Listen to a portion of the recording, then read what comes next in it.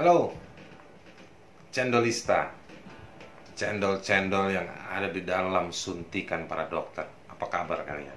Saya waktu itu dapat kiriman WhatsApp dari seorang teman dokter yang dia bilang, "Bang, sudah 100 yang meninggal. Tenaga kesehatan sudah 100 yang meninggal.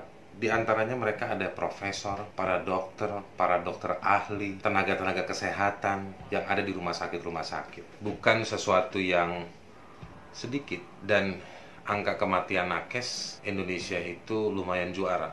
Kalau ikut balapan motor sama Rossi, masih dapat podium di tingkatan Asia Pasifik. Mudah-mudahan nggak di dunia, mudah-mudahan. Artinya ada satu situasi yang benar-benar mengkhawatirkan dalam penanganan COVID-19 ini. Sampai orang yang bertarung di depan itu harus kehilangan nyawa. Dalam hak asasi manusia ada hak yang khusus memotret kelompok-kelompok yang rentan. Salah satunya dalam situasi seperti ini adalah para tenaga kesehatan. Mendukung mereka itu bukan sekedar kamu hebat, kamulah pahlawan kita, bukan. Dalam pendekatan hak asasi manusia, pihak yang berkuasa harus serius, berkelanjutan, dan secara komprehensif melakukan totalitas, sungguh-sungguh memerangi pandemi ini.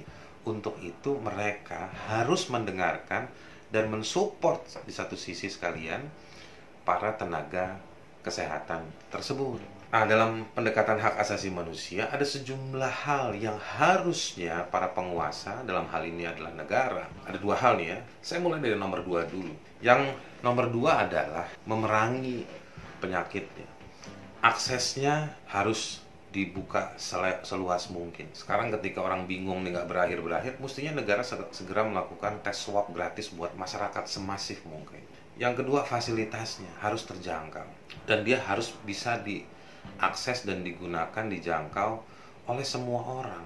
Jangan milih-milih, jangan pejabat aja yang dikasih pengobatan yang kelas 1. Giliran warga, kelas kambing itu pun nunggu jatah waktu.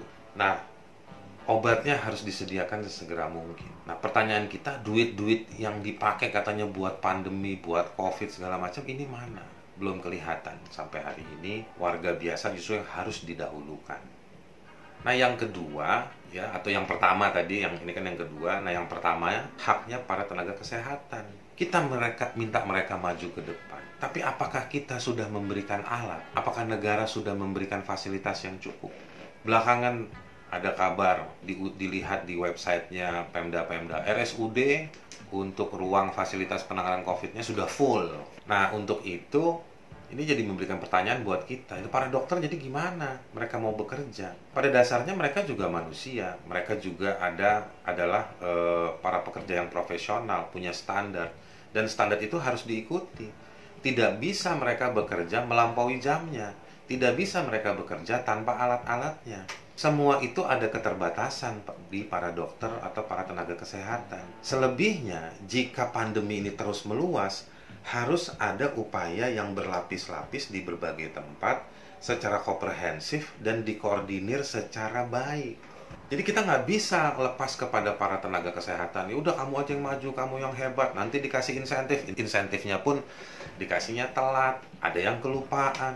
Nggak bisa. Negara nggak boleh sekedar hanya bilang kamu hebat, Anda hebat. Negara harusnya memastikan berlapis-lapis di mana-mana hak-haknya para tenaga kesehatan itu diberikan, dipenuhi. Memastikan bahwa ada obat, ada alat, ada fasilitas. Penyebaran dokter yang makin meluas itu akan mempermudah para tenaga kesehatan untuk menjalankan tugasnya secara lebih baik. Tapi kalau dia sampai melampaui jam kerjanya dalam setiap minggu, istirahatnya kurang, mereka tidak akan maksimal.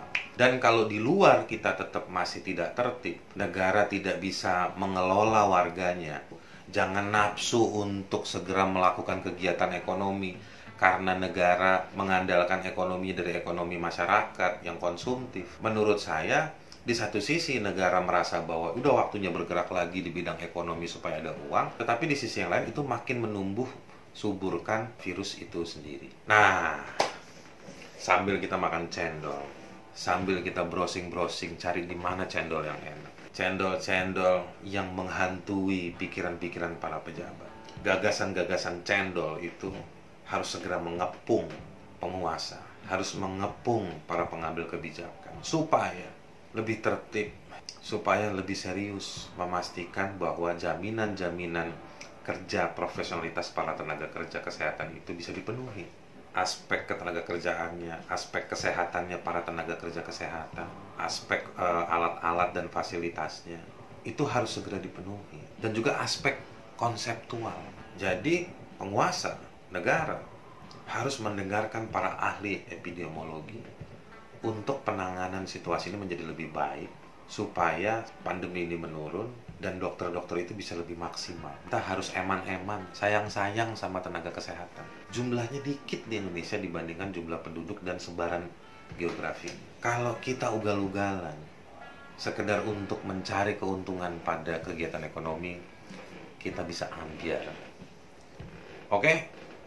Para cendol-cendol, sampai jumpa di Cendol Mana Cendol berikutnya. Cendolista, Cendol Mana Cendol, subscribe ya di YouTube kami di hakasasi.id, dan juga Cendolista bisa follow juga di akun-akun sosial media kami di Twitter maupun di Instagram. hakasasi.id, hakasasi.id. Nanti Anda akan mendapatkan cendol dari kita.